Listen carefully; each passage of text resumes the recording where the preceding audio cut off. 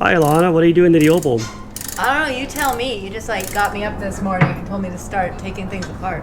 It's a Sunday morning. This is what you should be doing. I don't know. From what I can hear, other people are taking private jets somewhere beautiful this morning. Yeah, as always, you guys can probably hear the airplanes in the background. Our neighbors are very fancy people. We're going to rebuild the front end on our Opel today, which we've never done. I've never seen one. This is the setup it has. Upper control arm and a lower control arm. And a transverse mounted leaf spring, because leaf springs are the pinnacle of spring development. Isn't that like a Corvette? It's very much like a Cobra, Elana, which is always faster than the Corvettes. So we're taking the brake caliper off first. Hopefully the wire's long enough to hang it from. Looks like it might not be. I better get you some zip ties. But not quite ready for the zip ties yet. We tried to plan a little bit ahead to spare you guys the mundane parts chasing. Yeah, we did actually look at it ahead of time. 'Cause normally it's like, oh crap, what size is that? Do we have one of those? These are all metric tools, and so I've hardly ever used them. So they're all in good shape. All right. So yeah, I'm gonna give you those, and I'm gonna go look at the new parts for a second here, and I want to show people some of the strangeness of the Opel front end. Look at the size of these bolts that apparently go somewhere in the Opel front end. We bought a rebuild kit from Opel GT Source, and unfortunately I left it on the ground, and our little puppies ate the instruction sheet that came with it. So we really have no idea exactly how to do this. Yeah, they're not even around right now. They're so guilty feeling about it. We buy our Opel parts from Opel GT Source, and he always includes a nice instruction sheet on how to do whatever it is we bought. But we don't have that now. So here we are. That looks pretty good, Elana. Yeah. Okay. What's next? This guy? Yeah, let's pull the dust cap off. I don't know what we did with the tool for that. Here, now I'm going to randomly walk around the garage until we find that. Even with all the plans. It's pretty funny though. Can't find it. The pliers are gone. Here's a nice opportunity to give everybody a tour of how unorganized my toolbox is. And let's see if we can find a suitable replacement. I have another pair. It's not the same pair, but it might work out better. I'm gonna try and get this dust cap off. Hopefully it's not too tight. You can go show them something more interesting. Well, the dust cap removal is pretty fascinating, actually. Oh yeah, everybody loves a good dust cap. I'm still wondering where the other pair of pliers went. I don't know. Probably the puppies ate them. All right, in the interest of entertainment, we bought new rotors for the Opel, which are extremely tiny. I've never actually seen brake rotors this small. Do we have anything for scale for that? I don't know. How about look at this giant can of carb spray compared to the size of that rotor.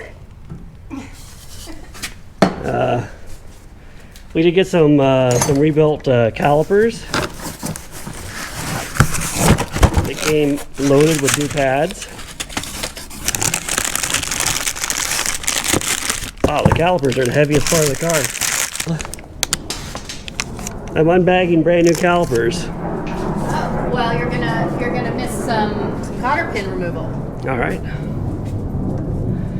So right off the bat, I'm looking at that wheel bearing, and it seems a little dry to me. Like I would like to see more grease in that. Yeah, well, there was no grease in the dust cap at all. And since we've owned this car, we've never actually looked at this. So this might be a good tech tip if you buy an old car. Grease your wheel bearings. Also, here's something that's fun for you if you've never worked on suspension parts and you've never seen like a castle nut and a cotter pin. Because when I first started working on cars, you'd see this, and if you didn't know how it worked, you'd start trying to take this nut off, and you can't because this little guy here is going through it. Sort of. Yeah, that's for safety. Yeah, it's so that it doesn't back off on its own. Anyway, you don't normally see that if you're like up in the engine bay very much. It's more of a undercar thing. For safety, suspension, braking, Yeah. wheel bearings, that kind of thing.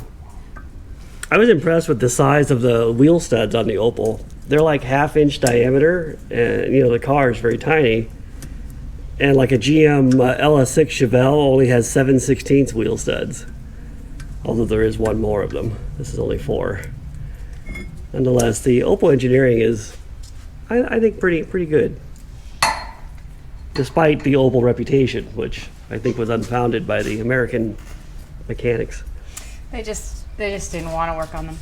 So castellated nut, it's called that because it's got these, like the top of a castle for shooting arrows out of.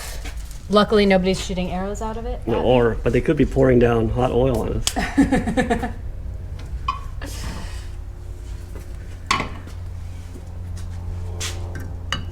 It has been pouring down hot oil on us. And we just recently repaired most of the Opel oil leaks. I think we're just down to one now. And I think it's the transmission. The transmission in this car, by the way, is the size of a starter motor. I don't know if we can see it from here. The lighting is good enough. But that transmission, you can put it up one-handed because it's so freaking tiny. You can. Well, anybody can. It's really small. It's just slightly bigger than an old-fashioned starter motor on a car. A normal-sized car. Saying the Opel is not a normal sized car? This car is more like the cars at Disneyland they used to have. Well, they might still have, I don't know. Oh, Autotopia? Yeah.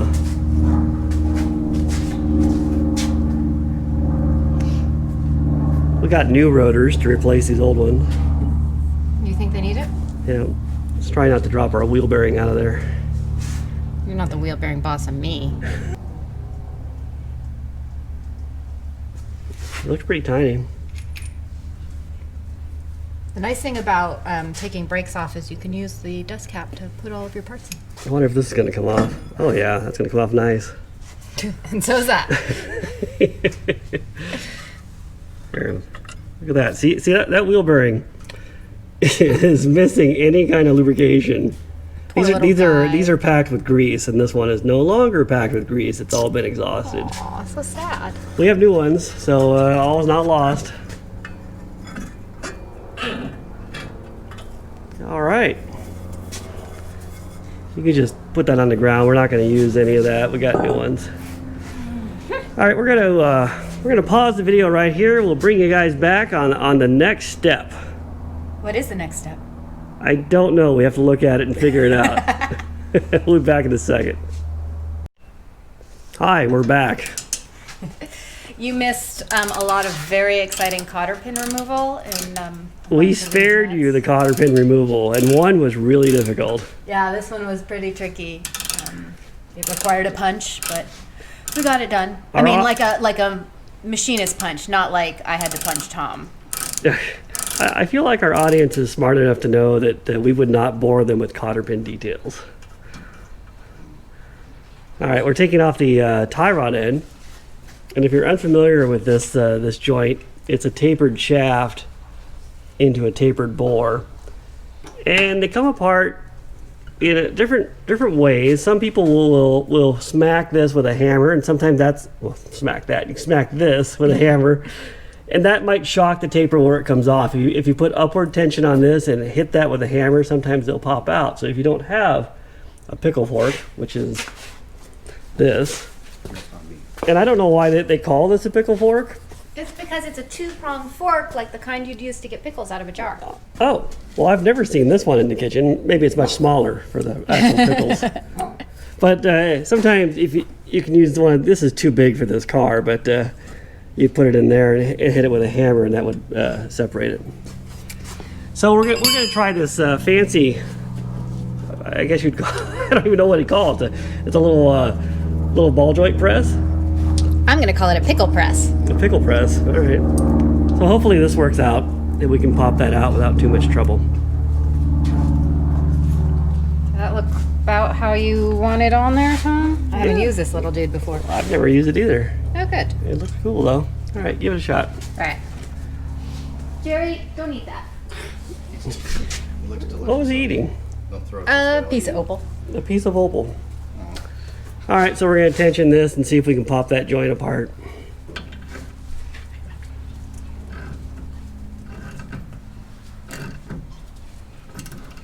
It's like watching a bomb go off or something, isn't it? It's a little scary. It's pretty tight. Wow, that was dramatic footage right there. So there you go. There's our little taper out of the tapered bore, and that came out pretty slick. That little tool worked well for this. I didn't even scream. Yeah. Nice. I did. All right. Let's raise the car up a little bit, and we'll take some tension off of the. Okay, car's up in the air. We're gonna remove the lower. I think this is the lower spring mount on the control arm. We put a jack underneath it to take the tension off, because this is a leaf spring, and I'm not sure how much tension is actually on it.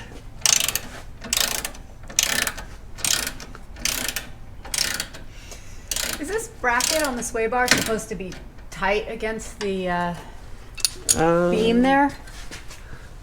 Yes, but the bolt has already fallen out on that. So Oh, I see. Yeah, that's missing a nut. we'll be All right, cool. correcting Cool. that on the No problem. rebuild, I hope. All All the right. fun things you discover. We're gonna be able to get that bolt out. Might have to hit it with a hammer. See if you can get it out of there. Not moving, is it? Get it harder with a hammer. Here, let's get a tiny hammer. Maybe this one will work. See if you can make it move. Oh yeah, it's moving. Okay. Let's let me see. Are we gonna kill ourselves if we pull that out? This is unknown. I think I need to put a little more tension on this guy. Elana, you want to turn the handle here? Yeah. Put a little more tension on it. Get away. I'm not sure if this is going to help us or hurt us. Okay, stop. Feels pretty tight. Yeah, I wonder how tight it is. We should do a casual survey on the internet. Like, how dangerous is this setup? Probably. Does anybody know? Probably not. I mean, you know. We got to try and just pry that out. All right. Well, let's do that off camera. Let's Come back when let's- we've either succeeded or we're dead. Let's reevaluate whether or not this will kill us. All right. After careful review, we have decided that if we just unscrew this bolt with some tension on our pull jack, hopefully it comes out. By careful review, he means hitting it a whole bunch with a hammer and a punch on the other side for like 10 minutes. That was not actually, well, that was pretty accurate, I guess. Here, can we pull on that at all? Is it coming? Nope. You have to use the pry bar. I mean, I just don't. I don't want to be accused of being those, you know, those folks who lie about how stuff is easy when you don't know what you're doing, when it's totally not.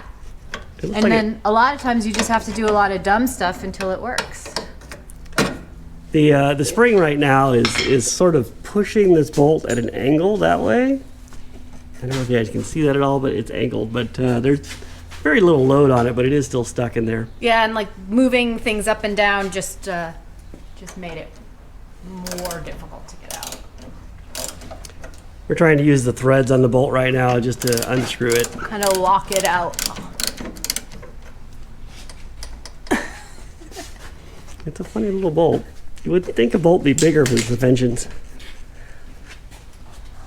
Here, Elana, why don't you hold this? Let me grab a big pair of pliers.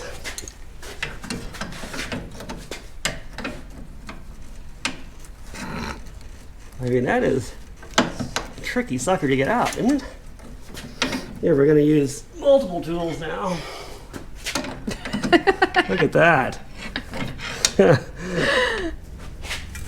Like watching someone learn how to use chopsticks. Woo! Sucker does not want to come out. I bet if we had the instructions, there's some real easy way of doing this. I bet there probably is a much safer way, but we've not got it out yet. FYI, the instructions are available on the internet. I'm telling you, that bolt is, I don't know if it's corroded in there or what the problem is.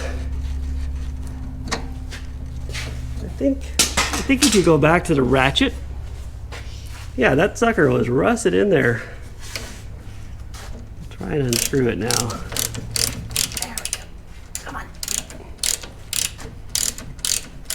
And you know, being a German car, the fit of that bolt in the hole is extremely precise. Like there wasn't a 64th of clearance. Almost there. Come on. Oh, it's still in there.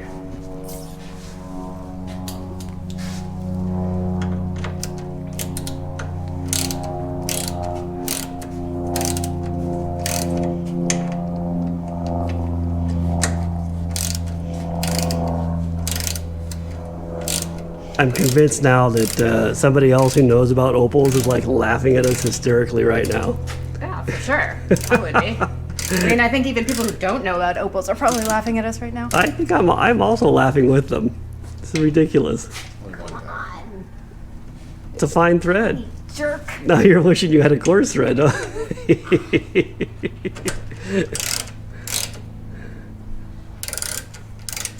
It's not actually threaded into anything there. No, but it's bound slightly.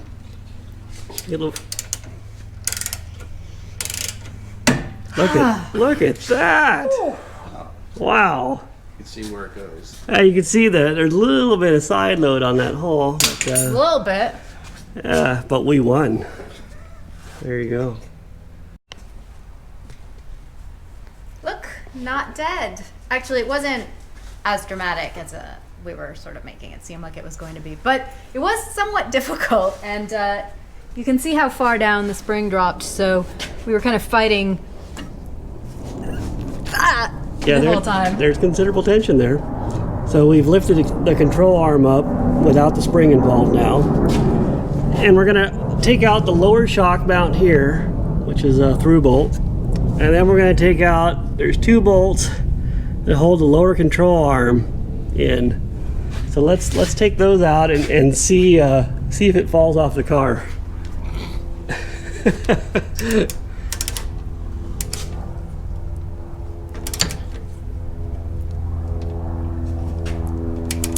If you're mocking my hand here, it's because I'm holding the wrench on the other side of this, because there's a it's a through bolt. So actually, there's a lot of through bolts on the Opel. Yeah, Germans didn't know anything about threaded holes, I guess.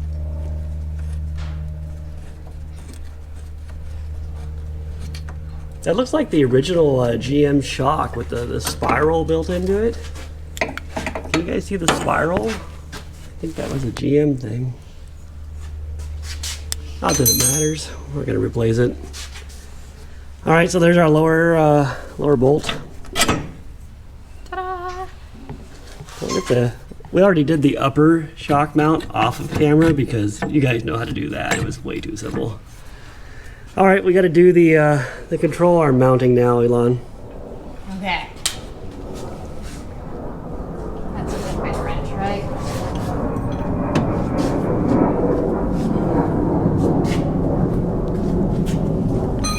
So we're guessing that this is what holds it in. These two bolts.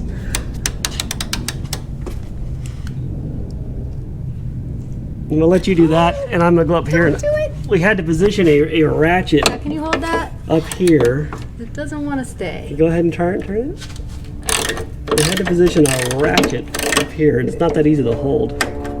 Try again. I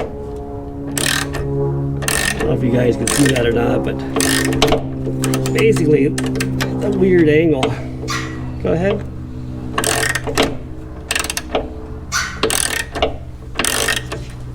Oh yeah, no problem.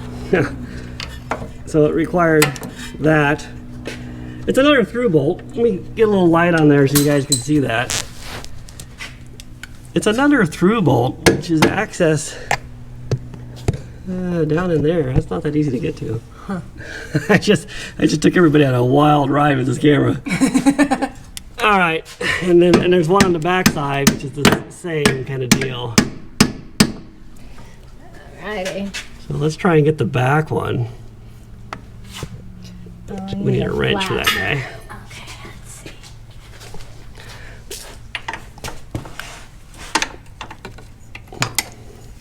You got the wrench on there? Yeah, that oh one, yeah. That one has a little more room than the other All one. right, give it a shot.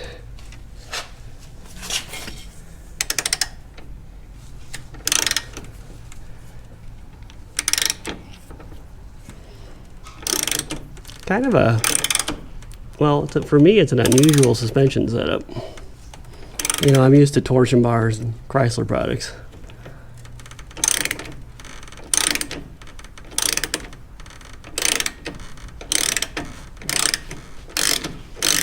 Does it feel dangerous at all?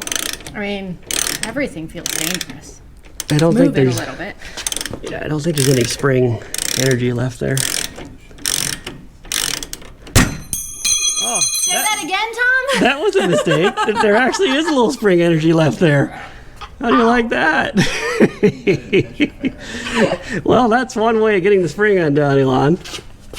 Right now, someone who's done this job before is like, oh God, I could barely watch that because I knew what was coming. Yeah, I had inklings, but that was a good job. We got it off. Sometimes things don't go as smoothly as you'd hope, but we got it off. And that's why you make me do it. We'll bring you back on the next phase of the insanity. Okay, we survived the lower control arm, and now we're on the upper control arm. It didn't seem that bad, Elana. It was just a little tension. Oh yeah, I'm sure it looked fine from where you were. So we finally figured out where these giant bolts go. We think it runs across there. One big upper control arm bolt. Boy, that bushing looked real bad. Yeah, it doesn't even look like a bushing, like it looks like hair.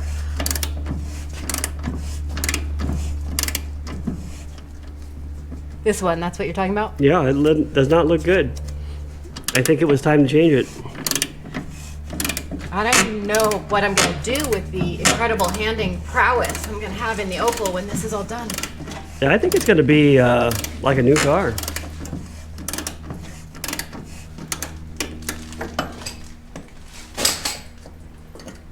So this is an actual through bolt with nut, like everything else on the Opel. A very long one.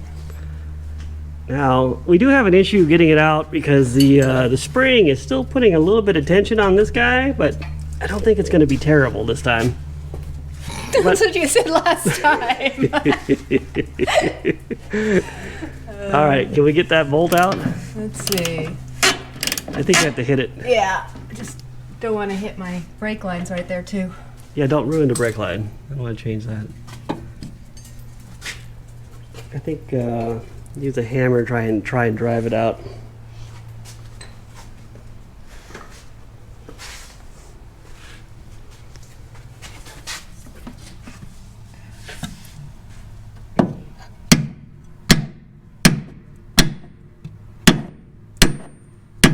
Oh, that looks solid, doesn't That it? does look solid. Wow.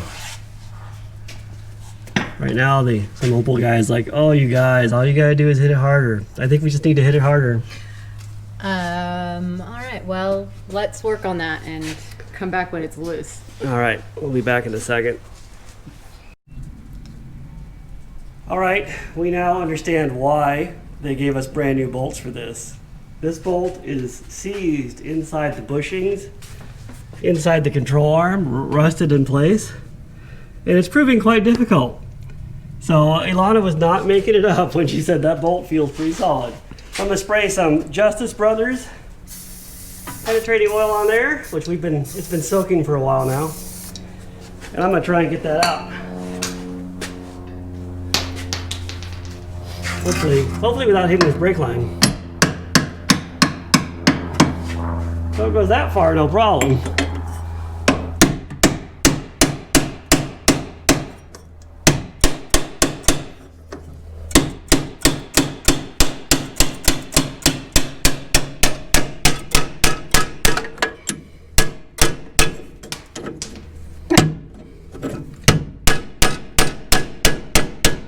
This is the only thing holding this, so let me see if I can hold it and pull it out.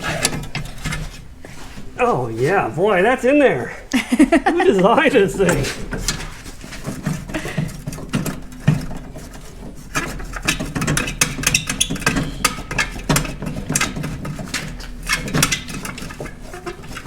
Do you want me to try? Never mind. He's gonna offer to help, but you know, he's got it. See, the key is you always wait till it's just about there, and then you offer to help. It's just that easy. Super easy. All right, we'll bring it back at the next step. Look at the carnage. Wow. How are we putting this back together? I generally don't think that far ahead. All right, now it's bench work. We're unbolting the upper ball joint. Now, we did cheat. We loosened these ahead of time because otherwise you would have had to watch this forever. We almost lost a valuable nut. Hi, Sacco. Yeah, these are swedged sort of lock nuts, so they took a while to get off. And you can't really get the wrench in on this side, so it was tiresome. We're just thinking about you, but also thinking about honesty. So I don't want you to think we don't know that it's harder than it looks in this picture. There you go. That's a pretty... Ooh, look, it's full of spider eggs. Wow, look at that. So I learned something recently, which, you know, I learned from the internet, so it could be wrong, but do you see how those are spiky? The egg sacs in there? I believe that is a brown Recluse? brown widow. Brown widow egg sacs, because the black widow egg sacs are totally smooth. Wow. There you go. So the ball joint is pretty worn out. You can see the little boots all shot. We're gonna pop them out of there now. Boots not made for walking. I hate working on this. When everything is loose and you're trying to figure out what bit to try and hold on to so that you can actually get a...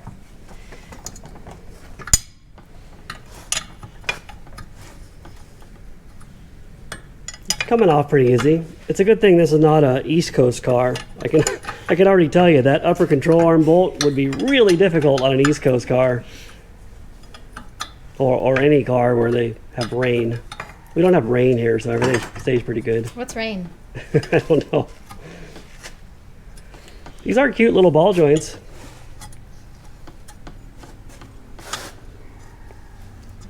All right, now we'll try our little ball joint press again.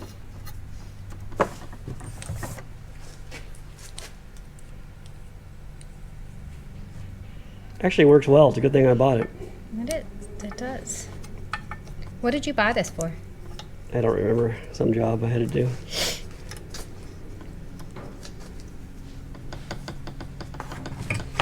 All right, I'm gonna try and press this guy out. Ah, there we go. The ball joints have the same kind of taper that the tie rod had. This won't be nearly as dangerous as that leaf spring Hey, was. hush you. Every time. I mean, this time at least it's pointing at you. There, it's pointing at the audience. Whoa, it's a That's a good thing you moved. Yeah, jeez. I just saved the entire YouTube community. All right, there's one. Let's do the other one. I don't think we have ever worked on a job this dangerous before. Opals are no joke. It's a very serious car. Have you never seen the Germans talk about the creation of the Opel? They don't joke about it. The Opel is a serious machine.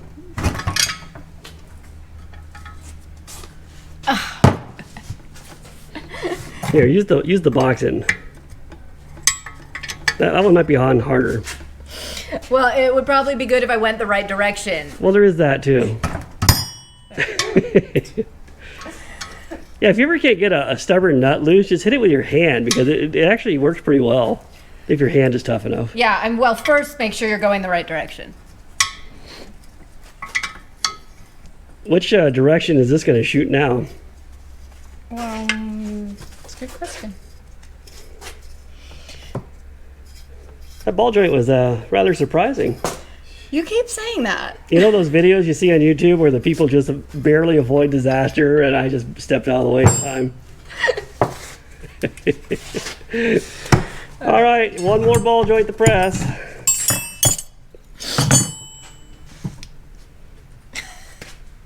Why are you laughing? It's very dangerous. It is dangerous. I'm laughing at the absolutely awful example we're setting for people. We're setting a real world example. This is how it actually happens in the service garage. Or at least my service garage. You know, once you've done these a couple times, you kind of know what to expect, but this is all new.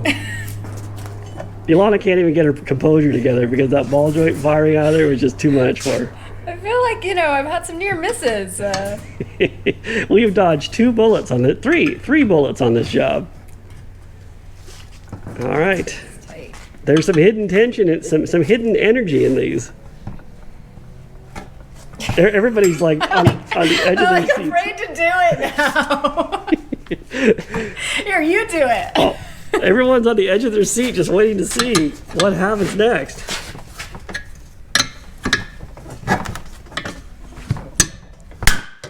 Look at that. Oh, that wasn't even exciting.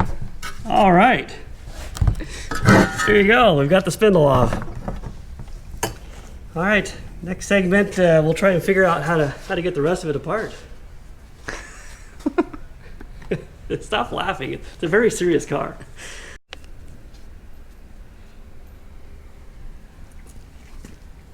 Please switch positions. So we've got to get the pressed in ball joint out. This one is pretty worn out. And we've got to get the upper control arm bushings pressed out. You see how they go together on this shaft which is in here? And so now we've got to get them off. We'll start with the ball joint. You need to have the master ball joint service kit or whatever you've got laying around. When you do any kind of press work like this, lots of times it's whatever you've got that will make it work. That's our collar. Let's see, this is my fancy spacer. You don't have to use a snap-on socket, but that's the one I like. This is going to be a little hard to get a good film of, but this is how we're going to do it.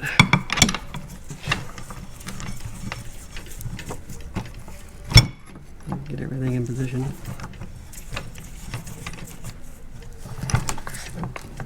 Well, you need 4 hands for this. I'm gonna have one extra. I think we got it.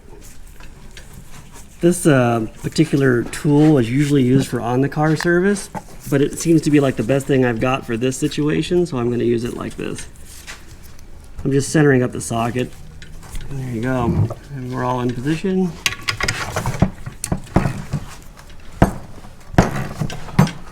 And if you look, you can see the ball joint getting pressed. I was looking at how hard you're pulling on that, which is why we switched jobs for this section. And so that is the ball joint pressed out. By the way, these ball joints have to go in the correct direction. You see how it moves that way and not that way? Right now it appears to be moving all directions. Well, yeah, but you want it to have most travel in that direction because that's the way the control arm goes up and down. And now we've got these guys, which are a little more involved. We have to go to the press for this. And so if you've got a lathe in your garage, you can whip up a handy adapter, which I did. And so we're going to press this direction like this. And then that will press that guy out, I hope. And presses are pretty dangerous, but this is not going to be a lot of tension. So I'm not worried about what I'm doing here. But you can see I've got room for this bushing to go into this collar. And I'm pushing on this shaft, which is going to push on that guy. You see the bushing is going out. And you push it as far as you can. Loosen it up. And this is the first time I've done an Opel, so this is all new for you and me. And so now we've got to make a decision what to do here. You can see we got this guy sort of out. So we've got to get this guy out. Let's go back to the table. Ow! I tripped over an engine stand. Let's see. This should come out now, I hope.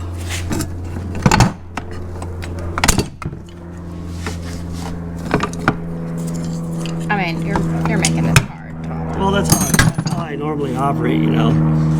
So I'm just trying to pull. This is just a little sheet metal bushing, which of course is extra tight.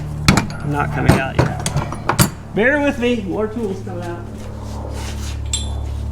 If you have ever wondered, gosh, why don't those repair shows show everything that they do to do the job?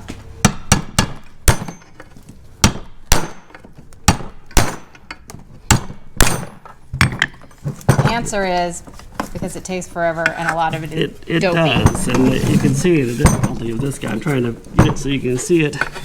I'm just trying to drive it out.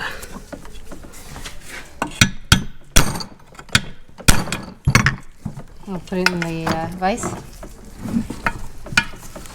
Hold on. I'm not giving up just yet.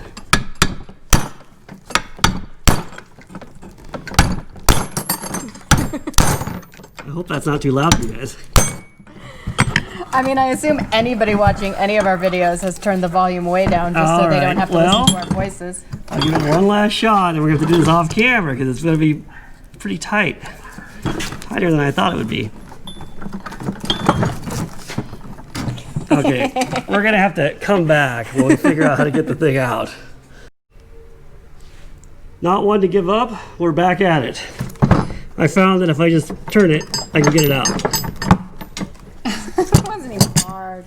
I made it look easy. It was actually quite hard. So now we've got to push again to get this guy out. We're back to the press.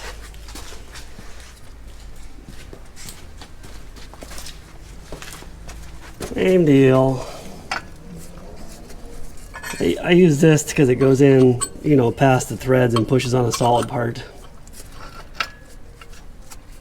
Basically, you got to use whatever you got, and this is how I'm doing it. So hopefully it comes out without too much difficulty. There you go.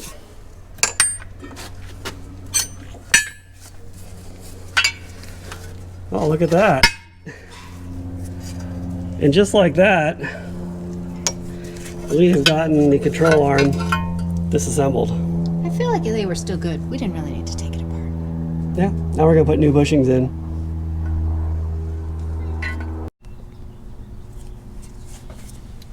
So this is the upper control arm bushing, which is in the control arm like so, you can see. We've got to get the old one out, and I found the best way to get them out is to press the rubber out first. So we're going to press on this tube, and that's going to drive the rubber out. So I've got a little sleeve to put on there. We're going to use the actual Opel bolt, recycling. Whenever I do any kind of press work, it's always like I never quite have the exact right thing. But you just make do with what you got. So this will push the rubber out. You can see it's pretty easy. Or at least it pushed the sleeve out. We'll see if it got the rubber too. So the rubber is still in there, but we got the metal sleeve out. So now we've got to dig this out with a screwdriver, which is right over here. So you can see we got the metal tube out, but the rubber's still in there. Sometimes the rubber will come out with the tube, and it didn't in this case. That's because it knew we were filming. But I have a tool here, which is commonly called a screwdriver, which is used for everything but driving screws. So you just get it in there and start prying out the rubber. Yeah, I always heard those things were called pry bars. Yeah. Well, they don't really have a rubber removal tool.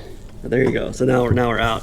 They probably do, and someone's going to tell us about it in the comments. All right, what now? Well, now we've got this metal sleeve from the bushing that has to come out.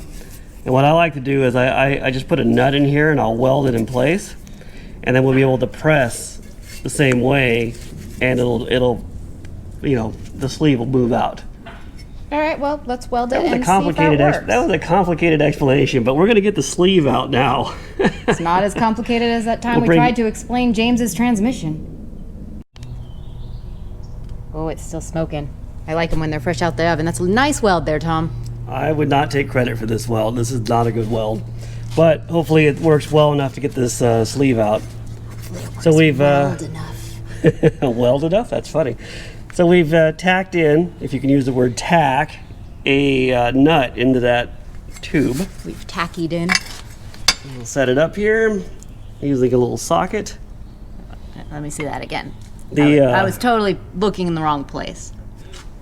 The part is kind of hot, so I'm using a glove now. It's an unusual amount of safety for you, Tom. You feel like this project has already tried to kill us enough? No, this is a fun project. And we're going to try and get the sleeve out this time, hopefully. It's a good sound. And just like that, the metal sleeve is out. And don't forget that you've only got a glove on one hand, so don't pick it up with your other. Mm-hmm. Just that easy. Hot stuff. So this is our lower control arm, and the ball joint is just stuck in there with hand pressure, but we need to press it in. And for that, you need a hydraulic press, such as this very fine FA Nugier press. A lot of people will take apart the front end on their car, and at this point they take the suspension components to the auto parts store and have like an auto parts guy press them together. But if you're a home hobbyist like myself, I like to do things at home, so I'm going to do it with my press. Which we got from a former auto parts store. So I found that the best setup I have for this is to just rest this flat area on these flats for a pretty stable platform. And then with a piece of pipe, I can press the ball joint into the control arm. It doesn't have a lot of press, but it has more than you can do with a hammer. And if you watch in this area, you should be able to see it go down until it stops. Do you like that professional lighting trick right there? That's nice. All right, so it's all the way in. And there you go. The lower ball joint is installed. Show me the top of it. We will bring you back when we do the lower control arm bushings, which requires a totally different setup. All right, more bushings. Upper control arm. We're going to press the upper control arm bushing in so that it looks like that one, I hope.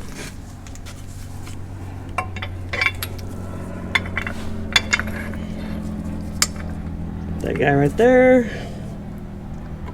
Piece of pipe.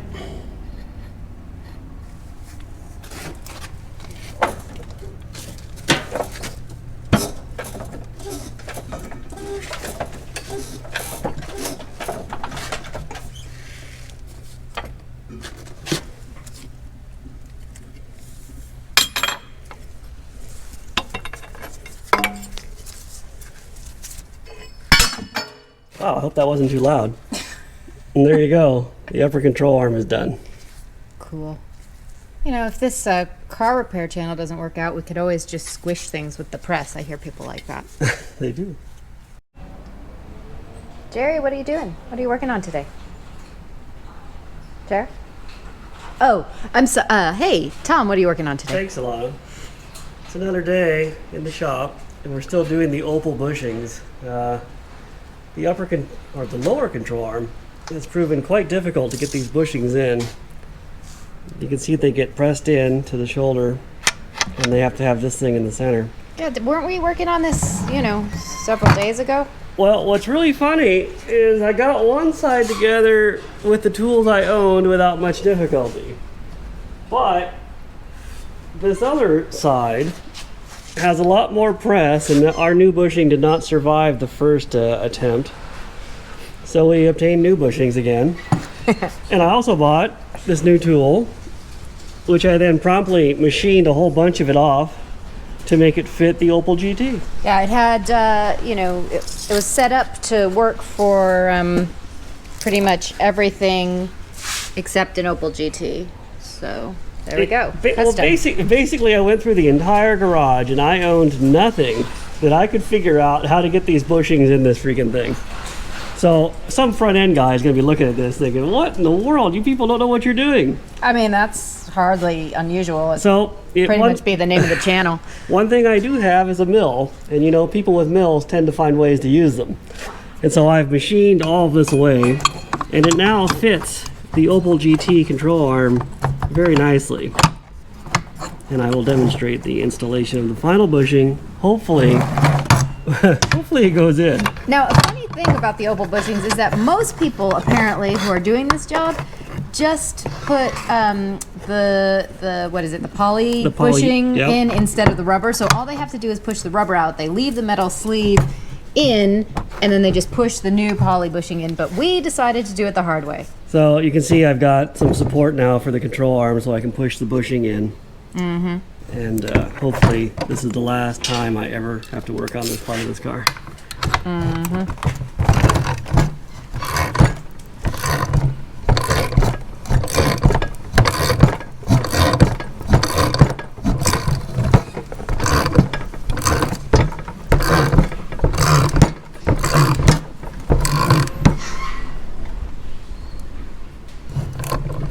Check it, see how far we've gone. This is very exciting. Oh, it needs to go a little more. You see that? I do. Yeah. Surprising force on these things. You know, I work on Chrysler products and I don't have this kind of problem because I have different tooling for those. But I have no, well, I guess I now own Opel GT tooling. Opel GT tooling. We'll have to do this to all the Opels that we have.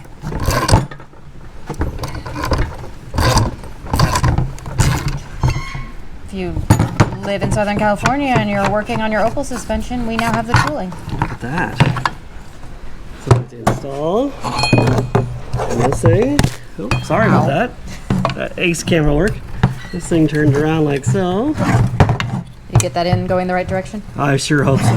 There's a difference. There's a thick and a thin. So there you go. We're gonna finish putting this car together and hopefully it's done forever. Uh-huh.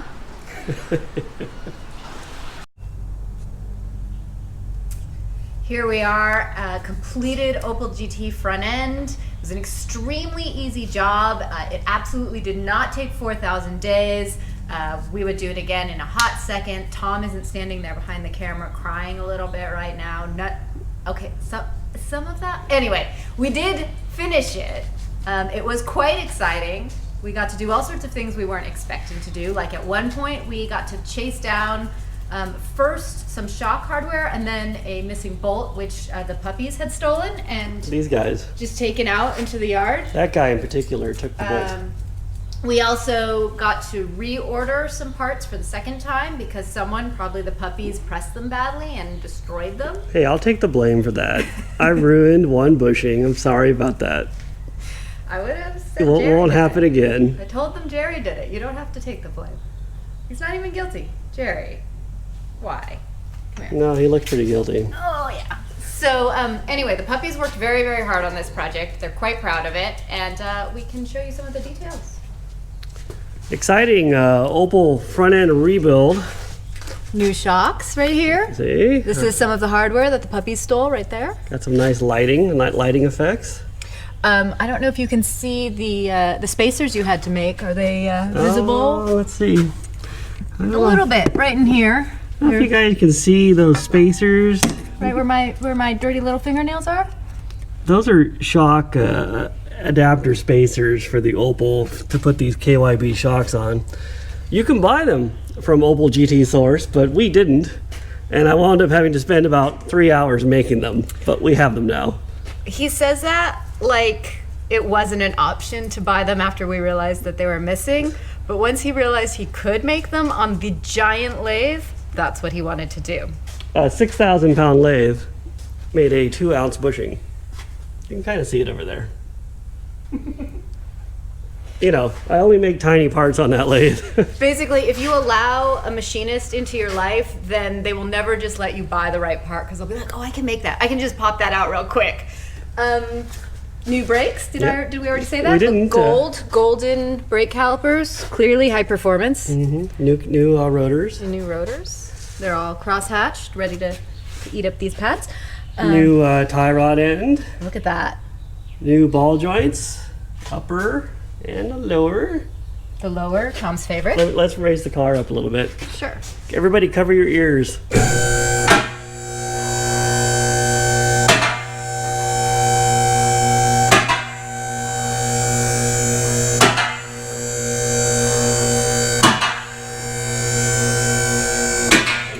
Quite exciting.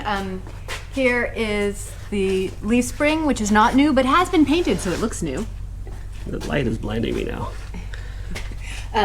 This was also one of the parts that tried to kill me during the rebuild of this. It wasn't actually that deadly. We did it all for comedic effect. We also tackled what we thought would be a tiny little project, leaking transmission pan.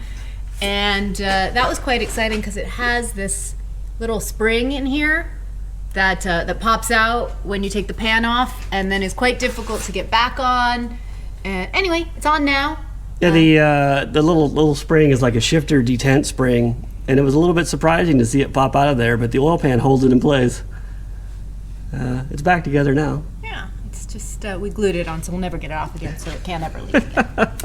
But yeah, that's basically it. I might have said this earlier in this video. I can't remember because it was like 6 years ago. But when I called Gil at Opel GT Source and asked him for the parts for this, he's like, "Oh, you're really going to enjoy that job." And I thought he was, like, "Oh, it's a fun, easy job." But now I think he might have been being slightly sarcastic.